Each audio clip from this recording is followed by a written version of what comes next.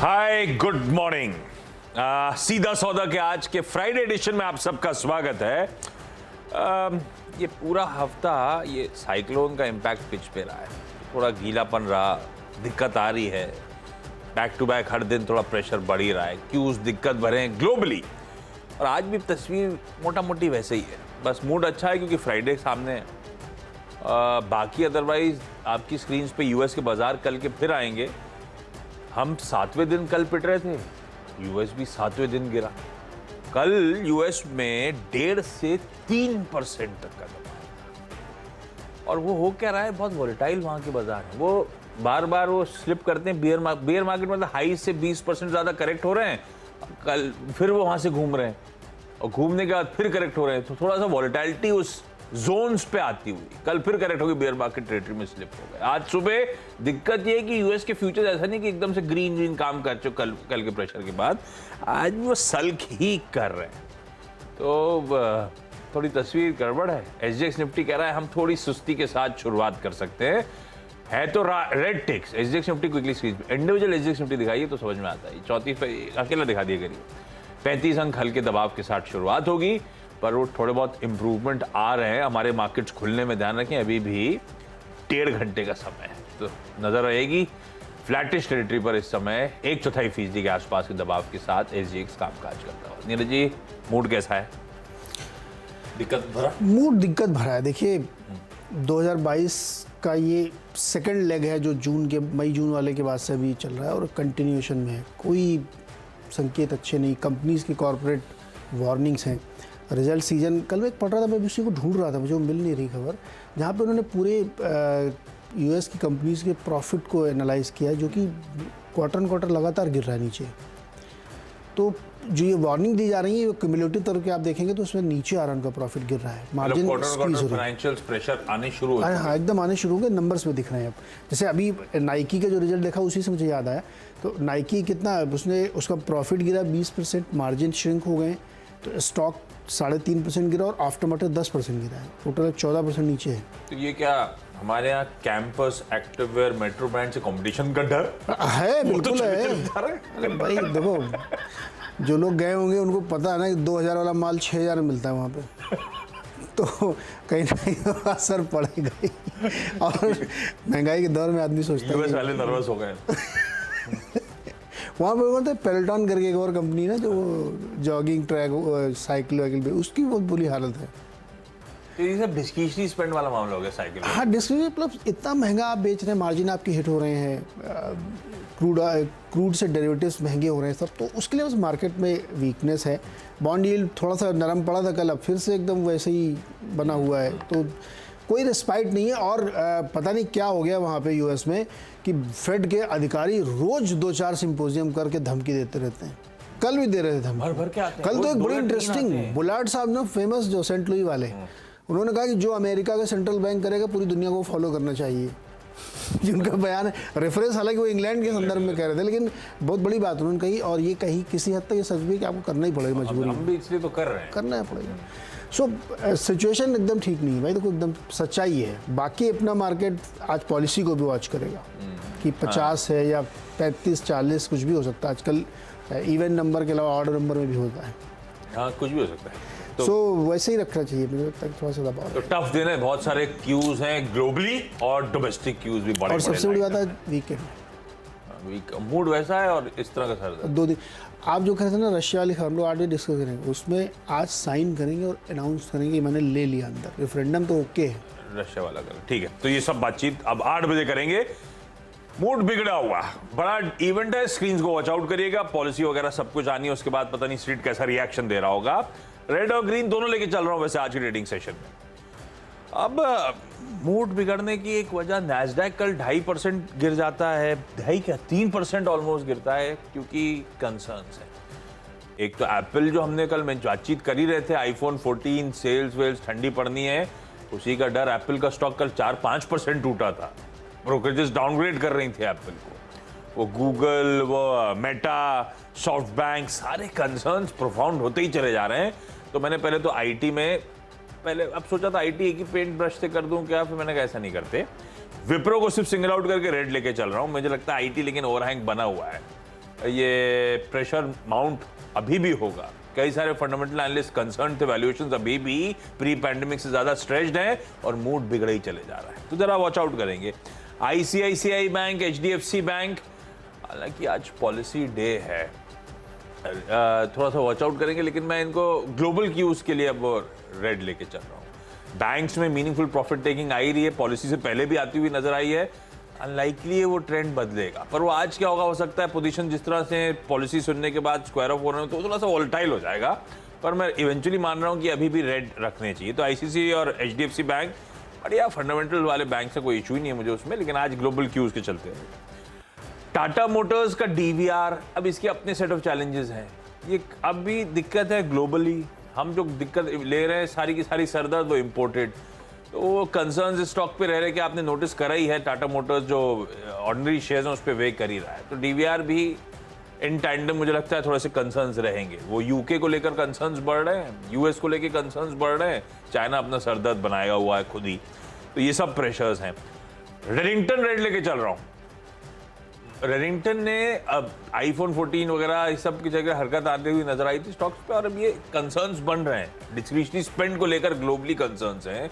अब एप्पल जैसा manufacturer concern है आउटलुक को लेकर, रेडिंगटन जो माल बेचता है उसको भी, हालांकि डोमेस्टिक इकोनॉमी अभी भी थ्राइव कर रही है। कुछ दिन पहले मैं एक आर्टिकल पढ़ रहा था कि 50,000 करोड़ के एंटिसिपेशन है कि इस सीजन में हम लोग देखेंगे मोबाइल फोन्स बिकते हुए, ये सीजन मतलब फेस्टिव सीजन जो चल रहा है, पर कंसर्न्स हैं, स्टॉक पे वे कर सकता है, रेड लेके चल रहा हूँ। एक और बचा है तो एक और निपटाई देता हूँ साथ साथ में। पूरे 6 हो जाएंगे पूरे, क्योंकि वो कुछ ज्यादा है नहीं, अच्छी कंपनियों को कैसे मैं ज्यादा बोलूं आज रेड लेते वक्त तो ये फंस जाता है मामला। आरवीएनएल को ग्रीन रखा है सिर्फ इसीलिए कि एनएचएआई से इसको 408 करोड़ का ऑर्डर मिला। आरवीएनएल को, हाँ यस, मैंने खबर पढ़ी थी, जानती थी। अच्छा, अब हमारी टीम में जो है ग्लोबल एक्सपोजर वाली कंपनीज और घरेलू एक्सपोजर वाली कंपनीज और रेट सेंसिटिव, इन तीनों का तड़का आपको मिलेगा।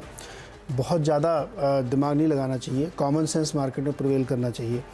देखिए टाटा मोटर्स कल हमने कहा था ऊपर जाएगा, दिन के दौरान ऊपर गया भी है ना, थोड़ा सा।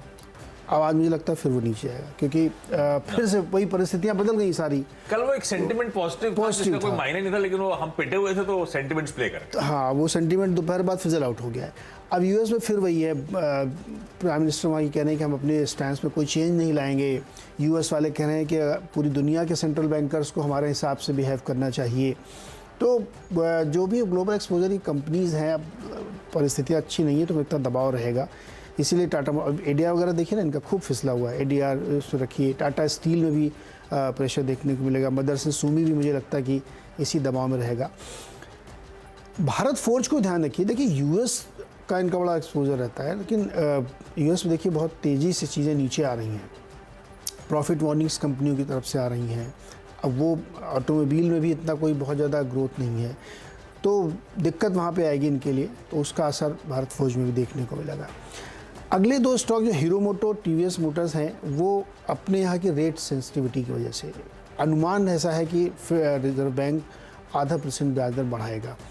तो अब बहुत सारे लोग कहेंगे डिस्काउंटेड है, बिल्कुल सही बात है, हम लोग इतने दिन से बात कर रहे हैं तो मार्केट ने इसको पचा लिया होगा, लेकिन मार्केट बहुत फौरी तौर पे इसको पचाता है।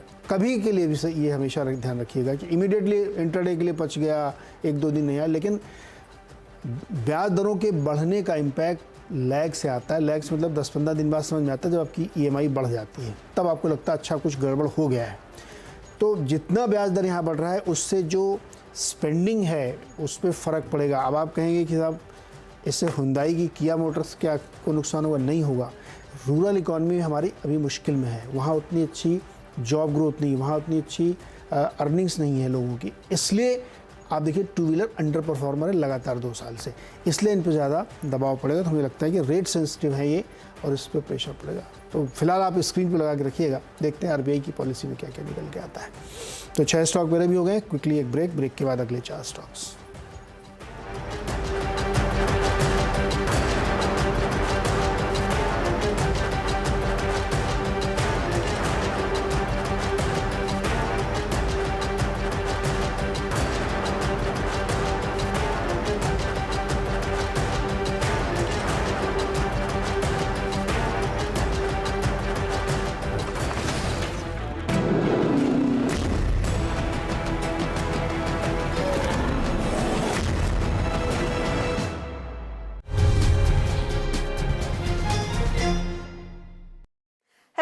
वेलकम, आप देख रहे हैं सीएनबीसी आवाज। मैं हूं हर्षदा सावंत और आप देख रहे हैं आपका पसंदीदा स्टार्टअप शो आवाज एंटरप्रेन्योर, जहां हम बात करते हैं स्टार्टअप इकोसिस्टम के बड़े मुद्दे, ट्रेंड्स और साथ ही नए आइडियाज की।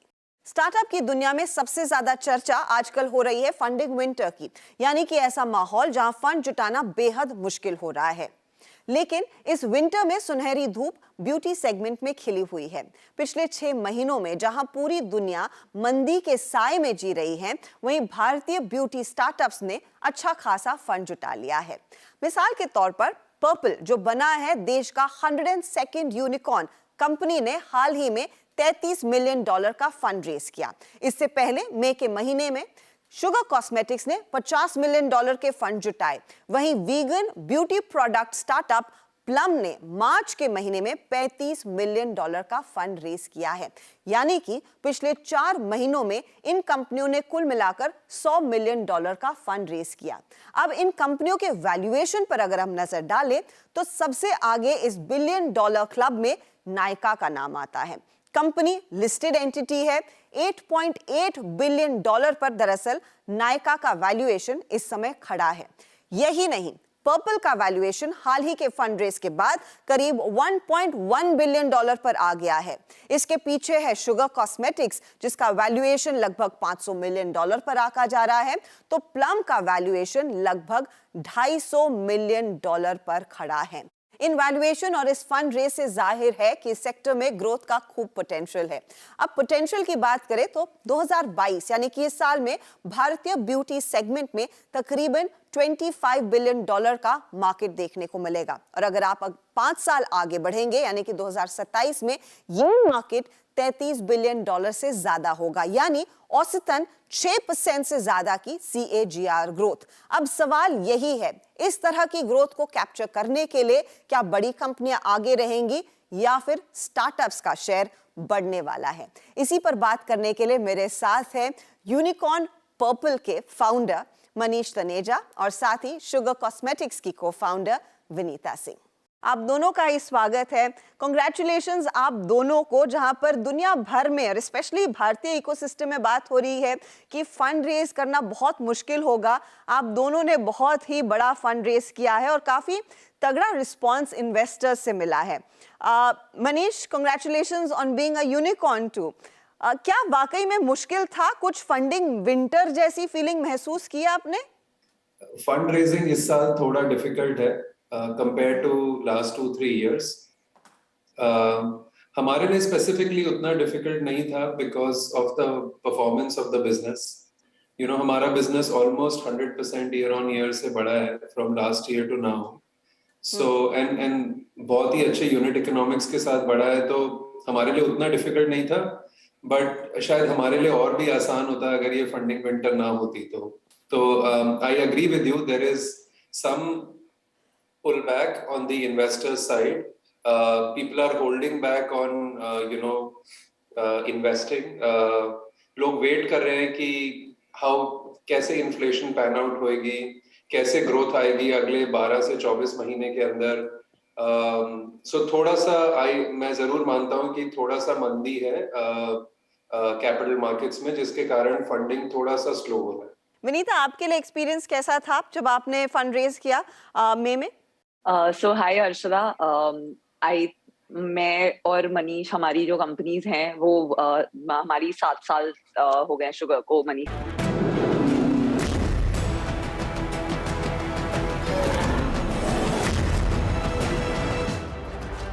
स्वागत है एक बार फिर से। और फटाफट आप देखिए, Oberoi realty, Godrej properties, DLF और मैक्रोटेक, सारी रियल एस्टेट कंपनियों पर आप ध्यान रखिएगा। ब्याज दर बढ़ेंगी, प्रेशर आएगा, ऊपर नीचे होगा, डॉग डिस्काउंटिंग की बात करेंगे, लेकिन इवेंचुअली प्रेशर देखने को मिलेगा।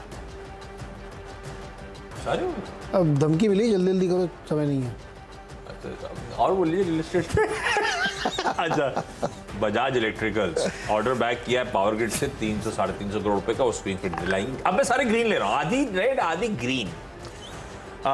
ल्यूपिन, बढ़िया US FDA से मंजूरी मिली है। जिस दवा के लिए मंजूरी मिली है उसका मार्केट साइज है $2.4 बिलियन का, ओवर एक्टिव ब्लैडर के ट्रीटमेंट के लिए। तो रखिए ल्यूपिन। आज मैं अभी ब्रेक में हम लोग सब देख रहे थे आज जो प्रोमोज मूवीज रिलीज हो रही है, बड़ी बड़ी, ये वीकेंड बड़ा है।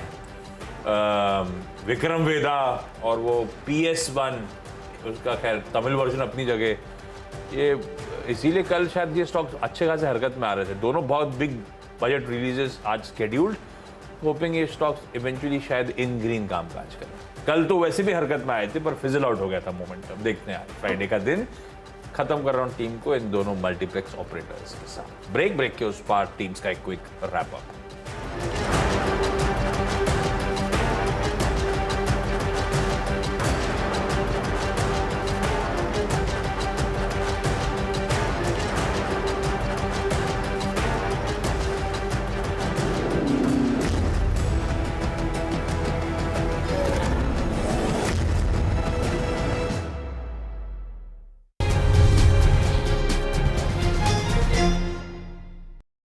पिछले हफ्ते नासा ने अंतरिक्ष के कुछ अनोखे नजारे दुनिया के सामने पेश किए।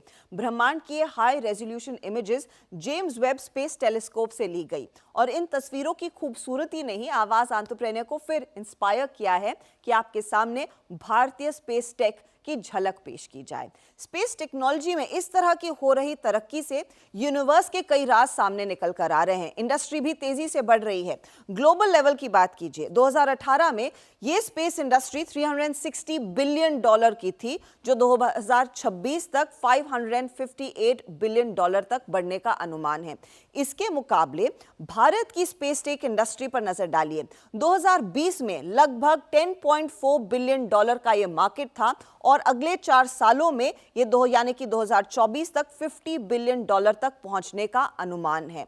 इस समय ग्लोबल स्पेस मार्केट का सिर्फ 2 से 3% हिस्सा भारत के हाथ में है, लेकिन पिछले 2 सालों से जिस तरह से स्पेस टेक में निजी दरवाजे खुल रहे हैं, आंकड़े यहां पर निवेश के बढ़ते दिखाई दे रहे हैं।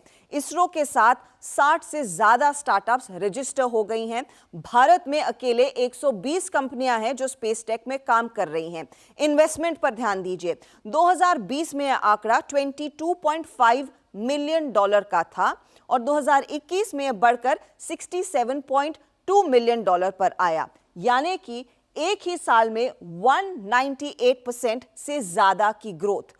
इन कंपनियों में शामिल कई अनोखे नाम हैं जिन पर आपकी नजरें होनी चाहिए। कौन कौन से हैं वो इंडियन स्पेस टेक प्लेयर्स जो आगे बढ़ने वाले हैं? देखिए वो नाम, ध्रुवा स्पेस, यहां पर अब तक करीब $6.85 मिलियन तक का इन्वेस्टमेंट आया है।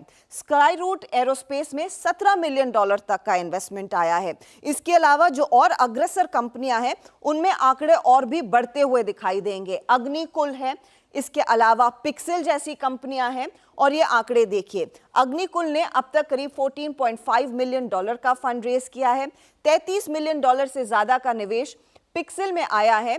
तो यहां पर एक और कंपनी है जिसने अब तक करीब $628,000 तक का फंड रेज किया है और वो है एस्ट्रोगेट लैब्स। ये इनफैक्ट कुछ ही कंपनियां हैं जिनके मैंने आपके सामने नाम पेश किए हैं। लिस्ट काफी लंबी है, लेकिन खास बात यह है कि इन कंपनियों की मदद से 2030 तक भारत का जो कमर्शियल स्पेस टेक का मार्केट है वो $77 बिलियन तक पहुंचने की उम्मीद है।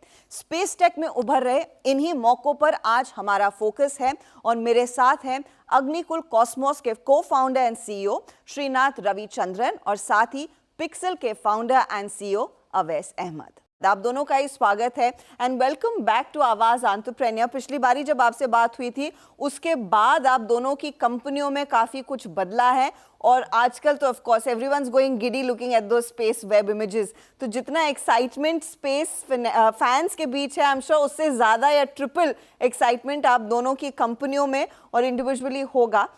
मैं बेसिक से शुरू करना चाहूंगी। श्रीनाथ, आपने एक बड़ी फैसिलिटी इस समय अनवील की है, वहां पर आई एम श्योर प्रोडक्शन भी शुरू हो गया है, जो बेसिकली आपका प्रीमाइस रहा है कि 3D प्रिंटेड सैटेलाइट्स आप लॉन्च करेंगे। तो क्योंकि आपका डेवलपमेंट लेटेस्ट है, मुझे बताइए ये कितनी बड़ी फैसिलिटी है and what made you really invest in such a large amount in this facility? Sure. Thank you for having me here. So this new facility that we just started is capable of making, 2 rocket engines a week.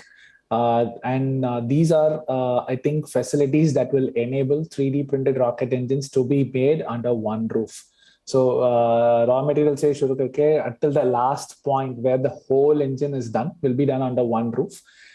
We have brought this in because I think we want to be scaling today to a point where we are at least able to make one full rocket a month.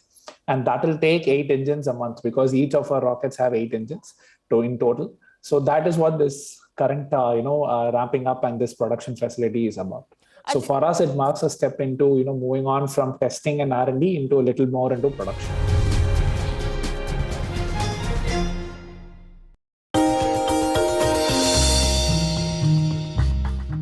Do you know में आज हम बातचीत करने वाले हैं OYO के बारे में। दरअसल ओयो होटल तो आप सभी ने सुना होगा। ये ओयो जो है ये एक शॉर्ट फॉर्म है, इसका फुल फॉर्म है ऑन योर ओन। इस कंपनी की शुरुआत रितेश अग्रवाल साहब ने की थी गुड़गांव में, जहाँ पे साउथ सिटी 1 में उन्होंने पहला अपना जो मैनेज्ड होटल है वहाँ पे शुरुआत की थी। लेकिन वहाँ से जो रफ्तार पकड़ी और रफ्तार के हिसाब से करीब करीब 800 प्लस सिटीज़ और 23,000 से ज़्यादा होटल्स जो हैं वो कंपनी अब मैनेज कर रही है। शुरुआत इस कंपनी की ओयो के नाम से नहीं हुई थी, हालांकि इसकी शुरुआत तो हुई थी ओरेवल के नाम से, लेकिन धीरे धीरे जैसे जैसे इसमें रफ्तार पकड़ी गई उसका नाम भी बदल के ओयो किया गया। एक और इंटरेस्टिंग फैक्ट ये भी है कि रितेश अग्रवाल साहब जो हैं उन्होंने लंदन स्कूल का जो एक इंडियन यूनिट है उसको ज्वाइन किया था, लेकिन 3 दिन बाद ही उनको एहसास हुआ कि वो इसमें नहीं कंटिन्यू करना चाहते हैं, वो अपने होटल बिजनेस के अंदर वापस परसुएट करना चाहते हैं और उन्होंने एक छुट्टी ली और उसके बाद उन्होंने कभी उसको वापस ज्वाइन नहीं किया। तो इस तरह से उन्होंने अपने गोल्स को अचीव किया, इस तरह से अपने गोल्स का सपना देखा और बढ़िया से उसको अचीव भी किया। ऐसी कुछ और इंटरेस्टिंग फैक्ट आगे भी आपके लिए लेकर आते रहेंगे। डू यू नो में आज हम बातचीत करने वाले हैं पीटर इंग्लैंड के बारे में। दरअसल ये ब्रांड को आप सुन के लगेगा कि कहीं बाहर।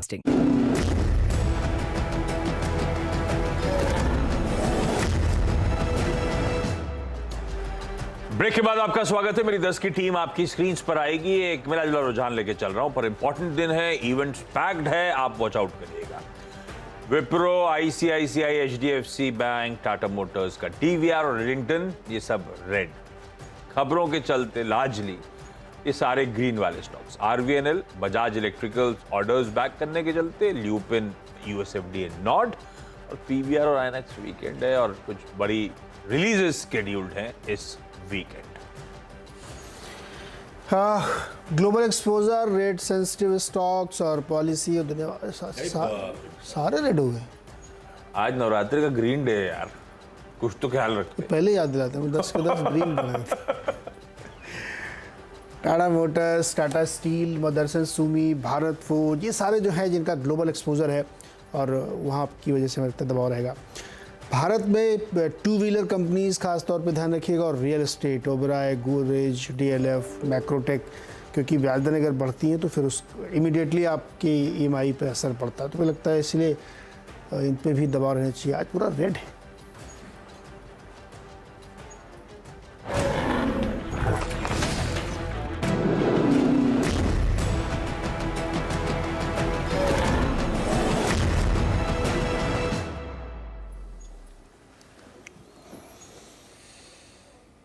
तो चलिए अब मुनाफे की तैयारी की ओर बढ़ें। सबसे अच्छी बात है कि आज शुक्रवार है और आज सैलरी आ जाएगी। और बड़ा सवाल फिर सैलरी के दिन क्या मार्केट बॉटम करेगा, क्या आप ही डाल तो उससे बड़ी बात है छुट्टी भी है ना अगले 2 दिन। तो उससे इम्पोर्टेंट और ये वीकेंड वाली छुट्टी तो पता नहीं चलती, अगले हफ्ते बहुत दिनों बाद, महीने 1.5 महीने बाद एक छुट्टी आने वाली है, दशहरे वाली, वेडनेसडे को। बिल्कुल, बस इसी खुशनुमा माहौल में एक अच्छी सी ग्रीन शायरी सुना दो। खुशनुमा माहौल अभी बाकी ग्लोबल नहीं दिखा रहे हैं, उधर से जा ही नहीं रहे, अभी कुछ नहीं दिखा देगा यकीन। वाकई मतलब आपने जो छुट्टी की बात की ना, ये हफ्ता कैसे कटा है मैं जानता हूँ नीरज जी, बड़ा मुश्किल था ये हफ्ता। और आज आपकी टीम देखा था नीरज जी, मैं ऐसा लग रहा था कि रोली में गिर गई हो, बिल्कुल लाल, सुर्ख लाल लग रहा था कि ऊपर से लेके नीचे तक 10 के 10 लाल।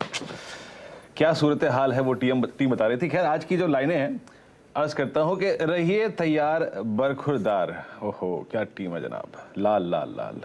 रहिए तैयार बरखुरदार, जो सोच के लिया था कि बड़ा सस्ता है, जो सोच के लिया था कि बड़ा सस्ता है, वो आज थोड़ा और महंगा होने वाला है। ईएमआई का पारा आज फिर चढ़ने वाला है। और चिचा माल बटोर रहे हैं, चिचा माल बटोर रहे हैं, फूफा माल बांटने में लगे हुए हैं। बड़ी मुश्किल से गुजरा ये हफ्ता, हम इसे एक हफ्ते से काटने में लगे हुए हैं, हम इसे एक हफ्ते से काटने में लगे हुए हैं। परफेक्ट। 3.5 चिच्चा फूफा ने बेचे 3,500 करोड़ रुपए कल, और चिच्चा ने डीआईएस ने खरीदे 3100-3200 करोड़ का माल। तो फूफा बांट रहे थे, चिच्चा बटोर रहे थे। एकदम परफेक्ट समअप है, और बहुत टफ था ये हफ्ता। ये हफ्ता क्या, पिछले ये सीरीज ही बहुत टफ रही है हम सब के लिए। खैर, आज के क्यूज, आगे के आउटलुक, आज की स्ट्रैटेजी, सब पर आगे बातचीत करूंगा, लेकिन शुरुआत कर रहे हैं हम लोग इस वक्त की टॉप हेडलाइंस के साथ।